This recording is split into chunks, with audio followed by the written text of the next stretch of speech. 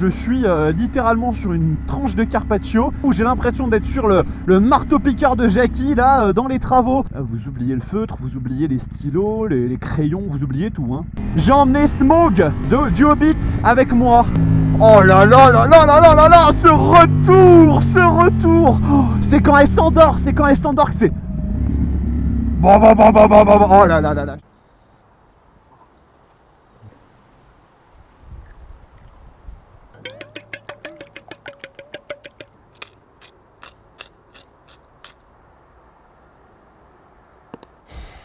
J'ai eu une coupure de courant chez moi. Je me suis dit que j'aurais peut-être pu préparer mon petit déj sur le réservoir de la Panigale. Peut-être pas une très bonne idée.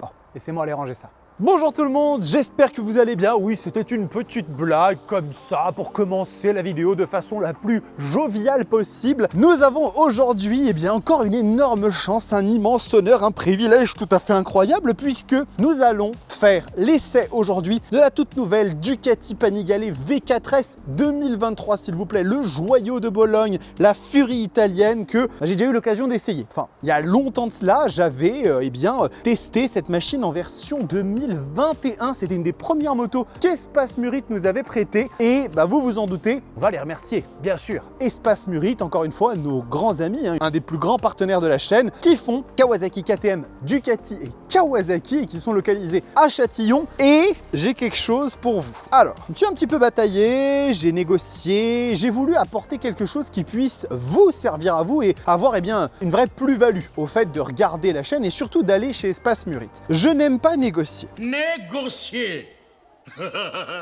Personnellement, quand je vais acheter une moto ou des accessoires, c'est quelque chose que je n'apprécie pas. C'est de négocier, demander est-ce que je pourrais avoir tant ou quoi. Voilà, c'est pas dans ma nature et je sais qu'il y a beaucoup de gens qui sont comme ça. Eh bien, sachez que si vous allez chez Espace Murit et que vous vous présentez chez eux avec l'intention d'acheter une moto, des accessoires et que vous leur soumettez le code ROADSTERSTV, vous aurez jusqu'à 1500 € d'avantage client. Je ne vais pas vous donner un chiffre exact parce que ça dépend de la machine que vous voulez acheter ou quoi, mais sachez-le, vous aurez le droit à un petit avantage pour vous et rien que pour vous. Pour le moment, on est en train de mettre en place le système, donc il faudra que vous me contactiez au préalable par mail directement. Vous avez l'adresse à laquelle me contacter dans la section à propos de la chaîne et vous me dites que vous souhaitez aller les voir et comme ça, moi, je pourrais le consigner. Mais voilà, ça, c'est juste pour vous, donc profitez-en. Et du coup, ça vaut bien la peine de s'abonner à la chaîne quand même. Hein. On n'est pas des sauvages, on s'abonne à la Roadsters TV, ça fait plaisir et comme ça, dans quelques semaines, quelques mois, on sera 50 000.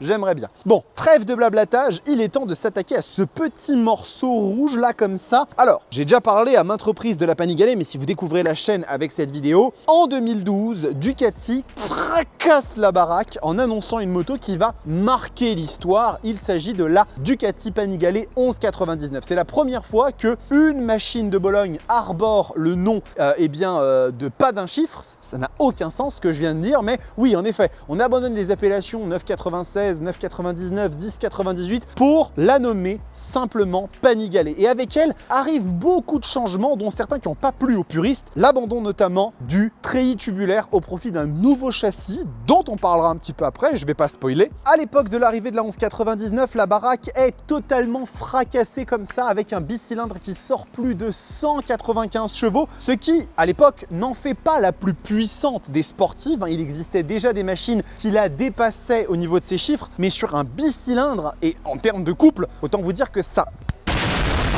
cassait comme ça des mâchoires. On avait 164 kg à sec, c'était le poids d'une Monster sur une Hypersport de quasiment 200 chevaux, c'est débile. Une technologie phénoménale, bref, c'est dinguissime ce que cette moto a apporté et elle amorce un véritable tournant dans le monde de l'hypersportivité. Mais tout n'est pas rose. D'ailleurs, c'est plutôt rouge même. La Panigale 1199 avait tendance à avoir un comportement un peu on-off, ce qui est extrêmement étrange pour un bicylindre, mais en dessous de 7500 tours minute, il se passait pas grand chose. Et du coup, Ducati, ils ont un peu revu leur copie et quelques années plus tard, ils sortent la 1299 Panigale qui est pour moi la meilleure sportive au monde, la plus incroyable puisque elle sort 205 chevaux. Donc déjà, voilà. Toujours sur un bicylindre, ce qui en fait d'ailleurs le plus puissant de l'histoire, 205 chevaux sur 2 cylindres. Laissez-moi vous dire que c'est phénoménal. Avec une quantité de couple simplement plus élevée que celle d'une KTM Super Duke 1290. Imaginez comment le machin vous arrache les bras. D'autant que là, ils ont bien revu leur copie et ça tire dès les bas régimes. même. Voilà, la machine est incroyable, mais si on veut évoluer dans l'histoire, il faut savoir abandonner certaines traditions et malheureusement pour pouvoir pousser plus loin au niveau des performances, on devait passer à autre chose et donc Ducati en 2018 annonce l'arrivée de la Panigale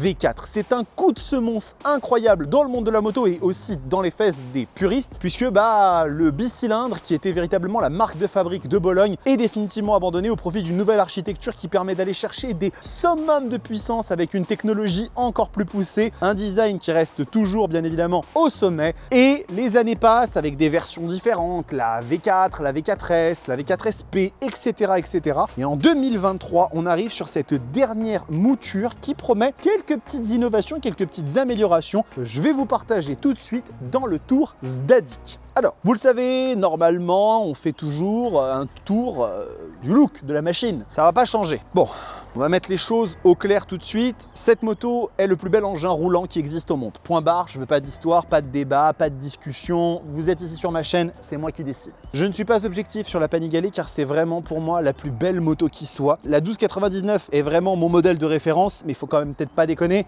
La V4 reste dans cette filiation avec ce regard hyper acéré, ces lignes qui sont tendues et qui ne ferait pas honte à Massimo Tamburini, tout simplement. Un monobras qui est fantastique, ce cul, je peux pas l'appeler autrement, qui est le plus beau de la production. Il y a vraiment que celui de la RS-V4 qui vient un peu le titiller, mais il est quand même bien au-dessus à mon sens. Cette moto transpire d'une agressivité sensuelle. Elle est sensuelle cette moto, je peux pas dire autrement, c'est peut-être le rouge aussi et puis le côté italien, mais voilà, il y a quelque chose de sensuel dans cette moto. On a des éléments qui sont magnifiques de partout. Il y a un peu de câblasse à droite à gauche, chose que Triumph saurait probablement dissimuler un peu mieux, mais franchement, j'ai rien à dire. En dehors d'un truc, faut arrêter avec ça.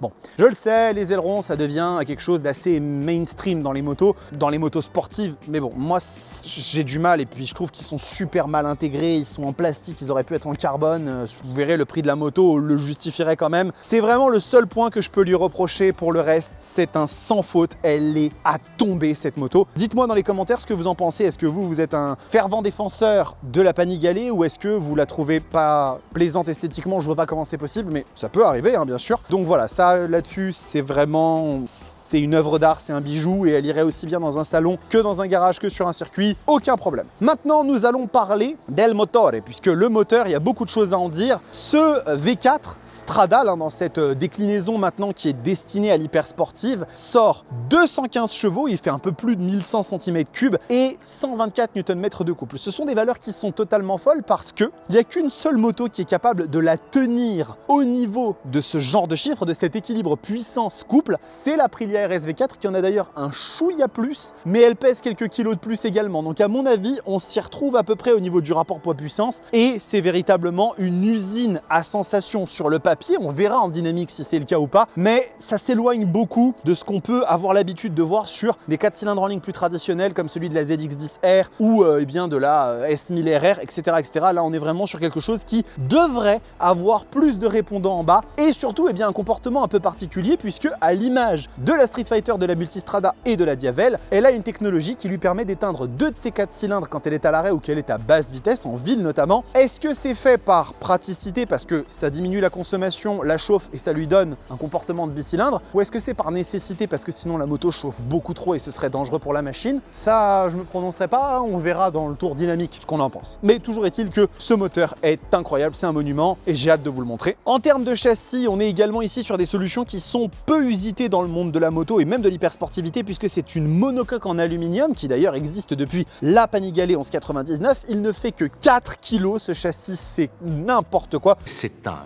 bordel qui donne à cette moto un poids qui est fou, on en parlera juste après. Et on a notamment le moteur qui est élément porteur, donc qui permet d'assurer une rigidité excellente à l'ensemble et une très très bonne agilité. Là-dessus, c'est l'une des seules représentantes du monocoque aluminium dans le monde des hypersportives, mais c'est bellissima. Et on va avoir donc, comme je vous le disais au niveau du poids, 195 kg sur cette machine, 195,5 si je dis pas de bêtises. Les allergies du printemps, j'adore ça. Ce qui lui donne un rapport poids-puissance totalement débile, hein. 215,5 chevaux, 195,5 kg. Voilà, je pense que le rapport poids-puissance est caché là. Il est caché, il veut parler à personne. Au niveau de la capacité de réservoir, on a 17 litres là-dessus, ce qui est un petit peu plus d'ailleurs que la S1000 RR. C'est une moyenne un peu haute dans les hyper sportives. Il y en a quelques-unes qui sont un petit peu au-dessus. Et on a une consommation, j'ai un peu roulé avec la moto et elle est neuve, hein. Espace Murite me l'ont donné, elle avait 0 km, donc elle est encore en rodage, de 7,5 litres au 100. Bien évidemment, cette consommation, ce n'est pas celle que vous allez avoir quand vous êtes en train de souder comme un débile sur le circuit, mais quand vous êtes en roulage quotidien, un peu dynamique, mais voilà, bah oui, c'est normal parce que vous n'allez pas taper tant que ça dans les tours minutes, mais d'un autre côté, un V4, c'est un moteur glouton, donc c'est un vrai exploit. Ça nous donne une autonomie de 220-230 km, ce qui est quand même plutôt très correct. Maintenant, on va parler partie cycle parce qu'il y a des choses intéressantes. La première, c'est qu'on a des jantes Marquezine qui sont forgées par rapport à la V4 standard, donc ça lui donne un petit peu de muscle au niveau du dynamisme et de l'agilité. Jante arrière qui est d'ailleurs magnifique, hein, sur le monobras, c'est superbe. Et après, sur la fourche, mesdames et messieurs, on a du Öhlins qui est du, et non raté, c'est pas du NX30, c'est du NPX 2530, donc c'est une fourche pressurisée encore au-dessus de la NX30. Là, on commence vraiment à rentrer dans l'ultra haut de gamme avec le système Smart C 2.0 qui la rend semi-active, donc c'est une fourche qui va adapter toutes ses caractéristiques comme ça. Là, vous voyez, je le fais bien, les caractéristiques en fonction du mode de conduite, de l'état de la route, si vous avez un passager, vous n'aurez jamais de passager, de l'angle d'inclinaison, de plein de choses. C'est ultra poussé, ultra technologique. Et ça s'associe avec des étriers Brembo Stylema. Donc là, on n'est pas sur du Stylema R, ce sera réservé à une autre machine, mais c'est déjà bien évidemment la folie sur terre avec des mètres-cylindres Brembo là aussi. Donc ça assure encore plus de précision et d'efficacité. C'est-à-dire qu'en fait, vous avez un mur, vous avez les Brembo Stylema et on n'a pas encore décidé lequel vous arrête le mieux. C'est à peu près dans cette gamme-là d'idées. Je pense que vous devez vous en rendre compte, cette moto, agilité folle, freinage fou, suspension ma boule, bref, c'est quand même de l'ultra haut de gamme. Montons dessus, j'ai mal au menton, tout va bien. Donc, petite position de conduite. Alors, plusieurs choses à dire. Déjà, la selle n'est pas excessivement confortable, hein. C'est celle d'origine, elle est jolie, mais elle n'est pas confort du tout. Et par rapport à la S1000 RR que j'ai eu l'occasion d'essayer il n'y a pas longtemps, je dois aller chercher encore plus loin en avant, hein. Au niveau des demi-guidons, c'est un peu moins confortable que la S1000 RR, assez nettement d'ailleurs. Et au niveau des jambes, c'est un peu plus relevé. On sent que la position de cette moto est un peu plus agressive que l'allemande et qu'elle ne demande qu'une seule chose, c'est de partir à l'attaque et très fort. Au niveau de la hauteur de selle, on est à 850 mm, donc c'est pareil, hein, c'est une moto qui n'est pas forcément faite pour les petits. Là, vous voyez, j'ai quand même les jambes bien dépliées et je vous le rappelle, je fais 1m89, donc je suis quand même plutôt dans la catégorie des grands. Voilà, c'est une machine qui est ultra radicale, hein. C'est vraiment pensé pour le circuit, pour l'attaque, donc n'espérez pas vivre cette moto d'une façon très agréable en ville et surtout si vous en faites pas mal de la ville. Je vais certainement pas l'abîmer parce que ça vaut plus cher que ce que je gagne en un an. Nous allons finir par parler de la technologie sur la machine. Alors, toujours pas de keyless. Ils l'ont pas fait non plus sur la Street Fighter, le keyless, alors que BMW le fait sur la M1000R. Mais là, ici, sur celle-ci, je peux pas trop gueuler parce que y a aucune hypersport qui l'a. Et on s'en est parlé la dernière fois, c'est peut-être lié au fait d'avoir le côté piste, la combinaison en cuir, le transpondeur, peut-être même une raison de sécurité, j'en sais rien. On l'a pas là-dessus. On va allumer l'écran. Alors, ce dernier est plutôt joli, il est plutôt lisible, mais c'est dommage qu'il soit aussi petit et il commence à faire un petit peu daté, hein. La machine est sortie en 2018, on n'a toujours pas eu d'évolution de l'écran. Cela dit, ça reste une dalle qui est quand même assez chouette à parcourir, avec pas mal de petites informations. Alors voilà, hein, le combat je le mène, mais j'affronte des moulins, hein. Je suis un peu Don Quichotte. Je n'ai pas de jauge à essence, je n'ai pas de régulateur de vitesse, ça on s'en parlera après, mais moto italienne, bon, moi je peux plus rien pour eux, ils savent ce qu'ils font. Beaucoup d'informations, très lisibles, un énorme contour qui est vraiment là pour vous montrer qu'on est là pour attaquer comme il faut. Et ensuite, on va parler des assistances parce qu'il y en a quand même beaucoup. On a 5 modes de conduite qui sont tous paramétrables, hein. Chez Ducati, c'est toujours comme ça, hein. Tous les modes sont paramétrables avec bien évidemment l'arrivée de la puissance, avec un contrôle de traction, un ABS dans l'angle, on a un quick shifter up and down, un anti-wheeling, un launch control, un slide control, hein, pour la glisse, hein. Maintenant, ça devient de plus en plus commun d'avoir ça. On a également un contrôle du frein moteur et puis après, dans les options, vous pouvez avoir la télémétrie, les poignées chauffantes, le système multimédia pour connecter votre téléphone. La Ducati Panigale V4S est en termes de technologie extrêmement bien dotée, hein. C'est un joyau. Je sais que ça fait un peu bizarre par rapport à la S1000 RR la semaine dernière qui était encore au-dessus, hein, je suis obligé de le dire, mais ça reste quand même une machine qui est extrêmement bien positionnée là-dessus. Au niveau du prix, préparez-vous, cambrez bien et attendez parce que ça va faire un peu mal. Cette moto vaut 32 000 €. On sait que Ducati font des machines premium, la Panigale V4S n'y échappe pas et on verra dans la partie concurrence si oui ou non ça se justifie par rapport à d'autres. Mais toujours est-il que si vous voulez avoir quelque chose d'aussi incroyable, d'aussi exotique et avec le blason Ducati, il faudra débourser plus de 30 000 €. Et bon, on en arrive à un moment où c'est presque du déraisonnable et du coup ça confine à la passion, la folie. Et qui peut mettre un prix sur la folie? Voilà, il y a ça à prendre en considération, chacun est juge. Maintenant, nous allons démarrer l'engin parce que j'ai quand même envie de vous partager ce bruit de moteur quand même assez chouette. Et on y va. Oh là là là là là là là là. Franchement, vous pouvez me mettre tous les 4 cylindres en ligne de la Terre. Ça, c'est incroyable. Ça sonne comme un bicylindre parce qu'elle a 2 de ces 4 cylindres qui sont éteints. Donc, on l'entend, hein, ça grogne, ça cogne, c'est impressionnant. Et si on tourne la poignée gentiment parce qu'elle est juste pas chaude du tout, c'est un truc de ouf. C'est un truc de ouf. On va éteindre le moteur. Ça fait du bien quand ça s'arrête quand même un petit peu, quand on est à côté, qu'on n'a pas le casque. On va prendre ce bijou et on va la mettre sur la route pour voir un petit peu ce que ça donne dans le tour dynamique. Et c'est parti pour une petite séance de musculation très chaude les amis. Et voilà, nous sommes lancés sur le tour dynamique de l'essai de la Ducati Panigale V4S. Et dès le début, je vous le dis tout de suite, tout annonce la couleur, hein. La moto bien sûr, hein. Rouge, mais le reste aussi. La position, c'est exactement ce que je vous ai dit dans le tour statique. Eh bien, on est encore plus radical que sur la S1000 RR. On sent vraiment que la position, on est plus monté, on est plus à l'attaque, les poignets sont immédiatement plus en contrainte. Donc, on n'est pas là pour faire mumuse, les amis. On est là pour souffrir, mais également pour prendre du plaisir. Et déjà, écoutez-moi cette bande son. Oh là là là là, c'est d'un grave. Brom, brom, oh là là là là, qu'est-ce que c'est plaisant. C'est dommage que ça ne suive pas autant dans les tours, hein, vous l'écouterez tout à l'heure, mais malheureusement, c'est vrai que je préfère le son du V4 Aprilia, mais là, quand on est dans les bas régimes, oh là là, c'est caverneux, on dirait un dragon le machin. Bon, donc parlons un petit peu de la ville, hein, avant qu'on sorte explorer un peu les capacités de cet engin. Donc en termes de maniabilité, ça reste quand même extrêmement agile, hein. On est à 198 kg sur la machine, donc forcément c'est extrêmement maniable. Le bras de levier est extrêmement bon, malgré qu'on ait des petits demi-guidons, mais ça se fait très bien. Et les centres de gravité de la machine est très bien pensé, notamment avec les échappements qui sont en bas.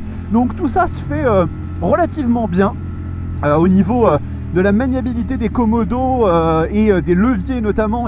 C'est ferme, mais c'est un petit peu bizarre. C'est du Ducati, c'est-à-dire que pour passer les rapports, c'est vraiment un petit peu spongieux. C'est étonnant la façon comme ça fonctionne. Voilà, ça n'a pas la précision de la S1000R ni sa facilité. Ça se manie, cela dit, quand même plutôt bien. Par contre, les commodos, j'ai rien à dire, hein. Ils sont très bons. Les rétroviseurs, ils ont le mérite de ne pas trop vibrer, même si pour les ajuster, c'est un petit peu plus la galère. Mais voilà, ils offrent quand même un champ de vision qui est correct, j'ai envie de dire.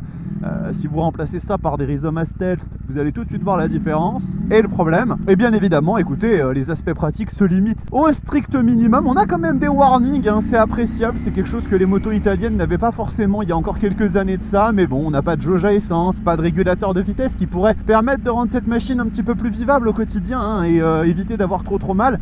Je pense qu'il faut vraiment que les ingénieurs italiens et surtout ceux de chez Ducati arrêtent de se dire que ces motos elles ne vont aller que sur piste, parce que moi personnellement si j'ai beaucoup d'argent, je peux acheter une Panigale pour me faire plaisir et rouler de temps en temps avec, mais j'aimerais bien avoir ce petit soupçon de confort quotidien, d'aspect pratique qui ferait que j'oublierais que je suis littéralement sur une tranche de Carpaccio avec mes fesses en l'air prêt à je ne sais pas trop quoi et avec tout le reste, hein, parce que il n'y a pas que ça, hein, d'aspects pratiques qui sont dérangeants sur cette moto. Déjà, mais qu'est-ce que ça cogne à bas régime cet engin, c'est un truc de fou. J'ai l'impression d'être sur le marteau-piqueur de Jackie là, dans les travaux. C'est incroyable à quel point. Alors, c'est viscéral, hein, clairement, on a l'impression d'être sur un truc vivant, hein. On n'est pas sur une moto, on est sur un animal qui vous emmène là où il le veut.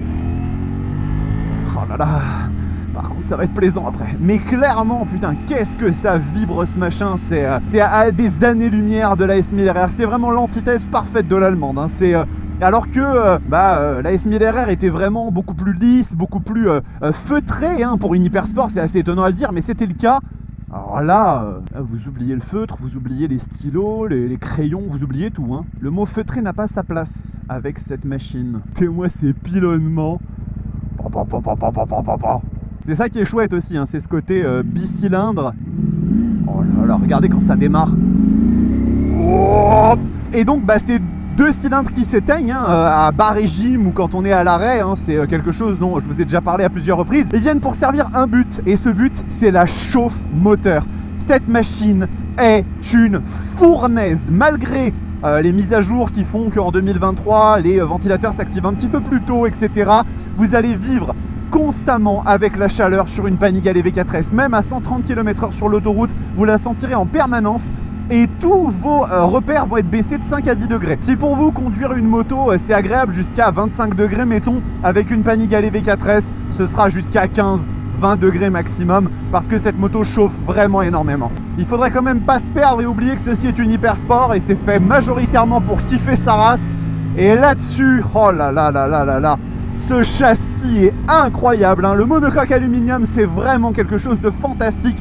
Tout le savoir-faire de Ducati en compétition est vraiment visible. Et derrière, bien évidemment, la catapulte. Le V4 qui fait vraiment un travail sensationnel. On va avoir l'occasion de s'en remettre une petite couche un petit peu plus loin parce que j'ai envie de vous montrer ce que ça donne à bas régime. Malgré la perte de couple liée au passage au V4. Salut à toi, ami motard, avec une petite Triumph. Eh bien, on a quand même quelque chose qui est assez costaud, hein. Les 4-5 000, ça envoie quand même plutôt bien. Là, je me mets à 5. Elle réagit quand même assez bien, la moto, hein. C'est vif, ça part bien. Bien évidemment, après, hein, vous allez exploiter les tours un peu plus haut et c'est là qu'elle va donner toute sa valeur et sa magnificence. Oui, j'ai dit le terme, magnificence. Oh là là, écoutez-moi ça. J'adore, hein. J'adore. Oh, j'ai emmené Smaug du Hobbit avec moi. Oh là là là là là là là là, ce retour. Oh, c'est quand elle s'endort que c'est... Oh là là là là, j'adore ça. J'adore les sushis. Et là, vous voyez, à 6000, il se passe quelque chose. Oh mon Dieu! Passage est en vitesse lumière, c'est un truc de fou. C'est bien plus contrôlable que la 1199 et la 1299, surtout la 12 qui avait beaucoup plus de couple à bas régime et qui du coup était peut-être un peu plus folle, un peu plus incontrôlable. Là, avec la Panigale, la folie peut vite arriver, mais on sent quand même que c'est plus maniable, c'est plus contrôlable, c'est plus moto GP-esque ou superbike-esque ou compétitionnesque. Ouais, c'est vrai que ce son, je suis un peu moins fan. Mais pour le reste, et notamment pour les accélérations,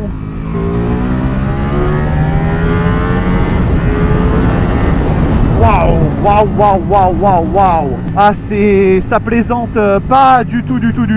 On est vraiment sur un monstre. Alors vous inquiétez pas, hein, si vous avez vu le shift light en jaune s'allumer, hein, la moto n'a que 250 km, donc c'est normal, elle n'est pas encore parfaitement rodée, ou tout du moins elle n'a pas fait la révision qui permet d'enlever cette indication. Je ne vais pas non plus la maltraiter trop, hein, mais aujourd'hui, vous savez, les machines elles sortent d'usine avec déjà des usinages justement tellement précis qu'on peut quand même se permettre de faire quelques montées en régime, c'est pas très grave. Oh là là, le pied! Alors bien évidemment, hein, c'est un engin qui sur route ouverte sera exploité la plupart du temps en dessous de 10 000 tours minute, parce que très rapidement les vitesses deviennent prohibitives, donc il faut bien évidemment se méfier de ça. Vous en tirerez la quintessence sur un circuit de cette moto, mais je suis content de pouvoir dire que quand même, malgré une technologie shift cam, la S1000RR ne fait pas le poids quand même au niveau du couple de cette moto, et surtout en fait, ce qui est assez étonnant, c'est que je pense que la S1000RR, les démultiplications ont dû être retravaillées, parce que de mémoire, en seconde, elle était capable d'atteindre 160 km/h de ce que j'avais vu, alors que celle-ci monte à plus de 200. Donc ça veut dire que la démule de la Panigale est vraiment beaucoup plus longue sur les premiers rapports, et pourtant on sent quand même que ça arrache les bras extrêmement fort. Alors on va parler un petit peu du châssis et de la suspension, hein, j'en ai déjà dit un petit mot, mais oh là là, cette fourche Öhlins, elle fait vraiment un excellent travail. Alors là, maintenant que je suis en dynamique, je suis perdu. Je ne sais plus si c'est de la MPX ou bien de la NX30. Mais quoi qu'il en soit, oh là là là là, ça trace des arabesques, mais d'une précision. Ah, et derrière, elle repart comme une balle. C'est véritablement fantastique. On se sent vraiment en sécurité sur cette moto en ce qui concerne le châssis. Hein. On a l'impression qu'elle est un petit peu plus difficile à engager que la S1000 RR. C'est léger, mais on sent que c'est un poil moins agile comme ça, extrêmement léger. Mais par contre, une fois qu'elle est sur l'angle, elle est intenable. Elle est intenable. Enfin non, elle est ferme, quoi. Vous aurez compris. Freinage.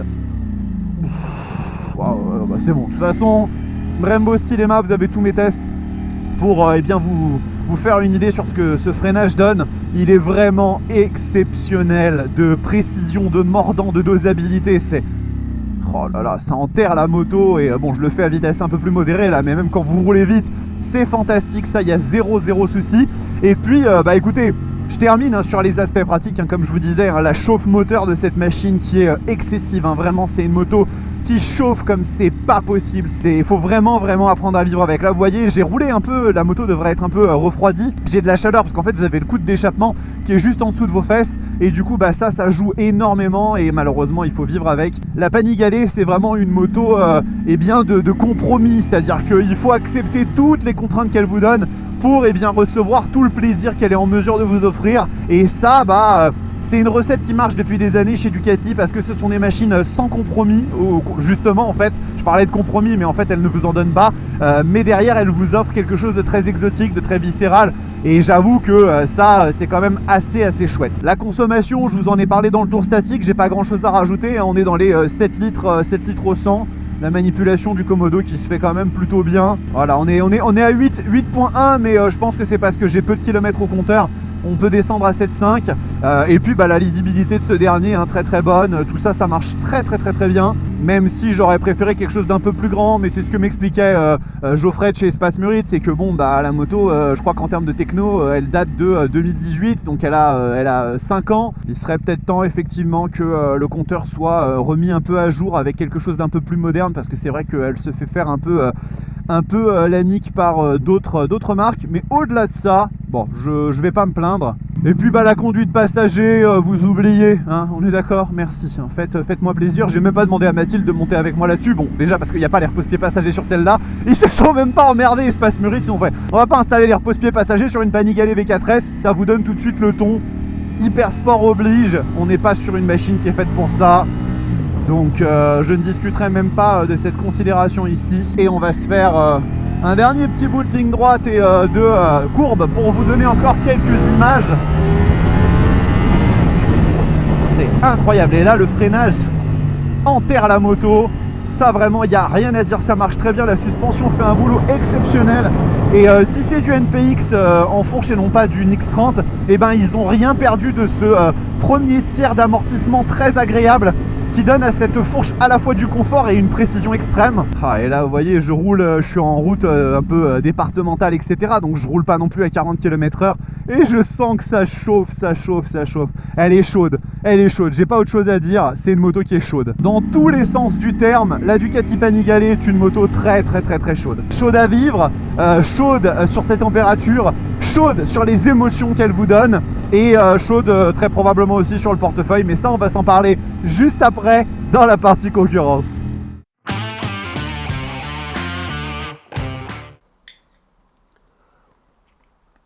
Bah écoutez, moi je trouve personnellement que les œufs brouillés à la Panigale, ça marche plutôt bien. Bon, après, peut-être pas le sujet immédiat. Permettez que je finisse. Bon, maintenant qu'on s'est bien amusé, qu'on a bien fait des conneries, on va peut-être se mettre au travail à un moment. On pourrait croire que le monde des hypersportives est un monde dans lequel il n'y a pas de compromis. Mais je vous assure, il y en a certaines qui en font plus que d'autres. Et la Panigale V4S est plutôt dans la catégorie du débrouille-toi. On en parlera après à la conclusion. Il est l'heure maintenant de parler de concurrence. Et vous le savez, la semaine dernière, on a eu la S1000 RR, donc j'ai déjà évoqué la Honda Fireblade, j'ai évoqué la RS V4, dont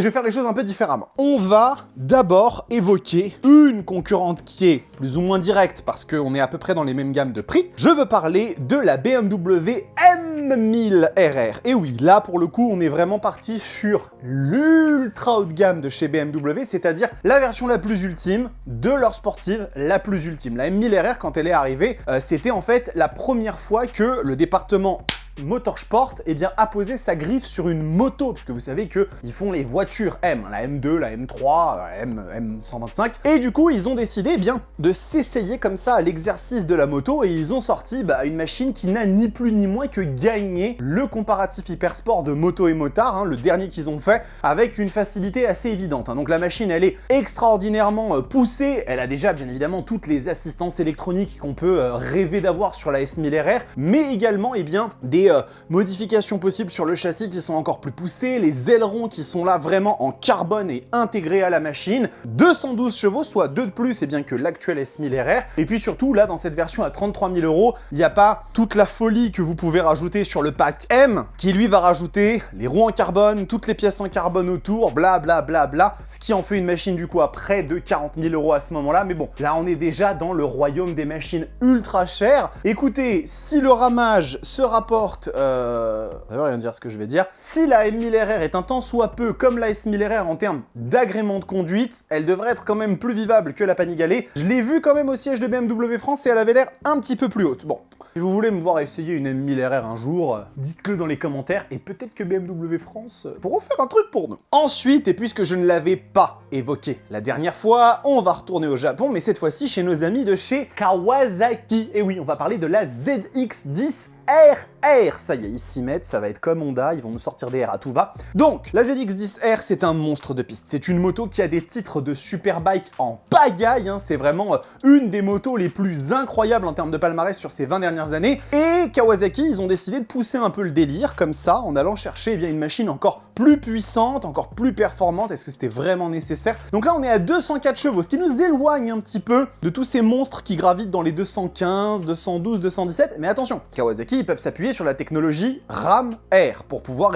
augmenter la puissance avec l'air forcé, ce qui permet d'aller chercher 214 chevaux, mais surtout on a des solutions technologiques très intéressantes comme une fourche Showa pressurisée, on a une petite cartouche comme ça qui est annexe et qui du coup permet de séparer un peu les fonctions d'amortissement, etc., d'avoir un meilleur ressenti, une meilleure efficacité de la fourche, et des solutions techniques qui sont elles un petit peu plus classiques. La moto arbore un 4 cylindres en ligne tout à fait standard, même s'ils sont en train d'inaugurer des technos qui sont assez intéressantes au niveau de l'admission d'air dans la machine, et on a je crois 206 kg en ordre de marche, qui en fait une machine bien plus lourde que les BMW et les Ducati, mais l'efficacité elle est là les enfants. Kawasaki ils cassent des culs depuis des années, donc c'est pas pour rien à mon avis, et si vous avez le pèse pour claquer celle-là, peut-être que si vous êtes un amateur des verts, fait pour vous. Et maintenant, que vais-je faire? On va conclure par quelque chose d'un petit peu différent. Parce que je me suis dit, tant qu'à être chez Ducati, autant essayer de voir si on peut pas pousser comme ça le bouchon un peu plus loin. Tu pousses le bouchon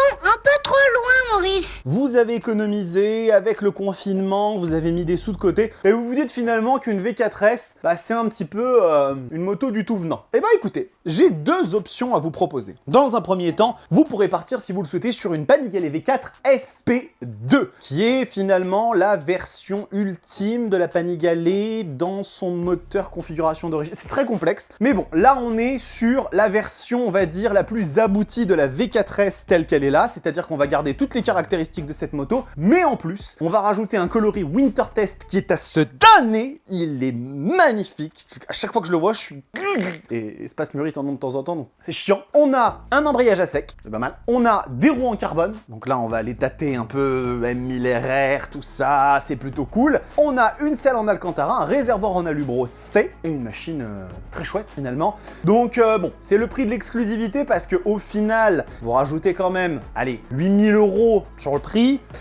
ça pique un peu quand même, hein, mais c'est la version la plus ultime de la Panigale V4S. Si vous avez l'argent pour pouvoir investir là-dedans, vous aurez une pièce unique et pour le coup une moto vraiment chouette. Après, si vous êtes plutôt un gars de la piste absolue et que vous voulez vraiment les perfs les plus ultimes qu'on puisse avoir sur une hypersport vendue à quelqu'un du tout venant, eh bien vous pourrez vous orienter sur la Panigale V4R. Et oui, ce sigle, ce symbole, ce R a toujours été l'incarnation de la version en fait piste des Panigale. C'est-à-dire que là, on va aller chercher des modifications qui sont plus profondes, comme notamment un alésage, un réalésage du moteur qui fait que la moto ne tient plus que dans 999 cm3 et non plus 1100 ou voire même un petit peu au-dessus comme c'est le cas sur ces machines-là, pour obéir au règlement de la compétition. Et là, on va aller chercher 218 chevaux en version route, mais là qui est surprise, c'est que cette moto, vous pouvez l'avoir en version street légale à 43 000 €, mais vous pouvez aussi la choisir en version compétition à 53 000 boules. Et là, par contre, vous passez sur une ligne complète et une huile spéciale avec des additifs de course qui font monter la puissance de cette bécane à 240 chevaux. C'est ni plus ni moins que la moto sportive utilisable sur route et derrière avec modification sur circuit la plus puissante qui soit aujourd'hui. C'est simple, je ne compte pas la Ninja H2 parce que pour moi une H2 n'est pas une hyper sportive. C'est trop gros pour être une hyper sportive. C'est fou, c'est atteint à 16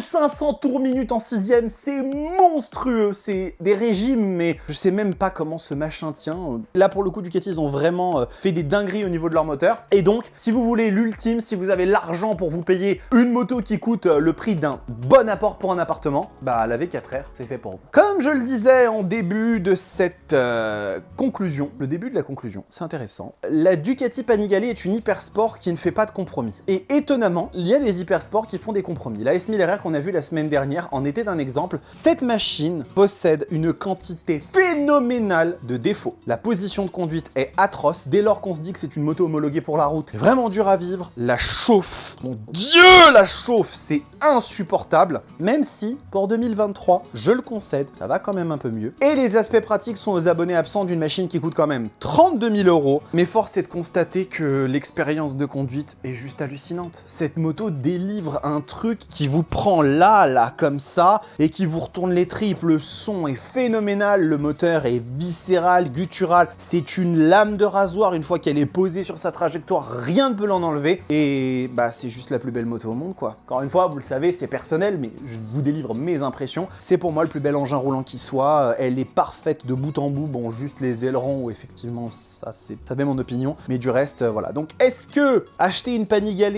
se fera au prix du sacrifice de quelques douleurs? Oui, vous aurez quand même en contrepartie beaucoup de plaisir. Et si ça, c'est pas la définition d'une belle moto SM, je ne sais pas. Cette vidéo est terminée les amis, j'espère qu'elle vous a plu.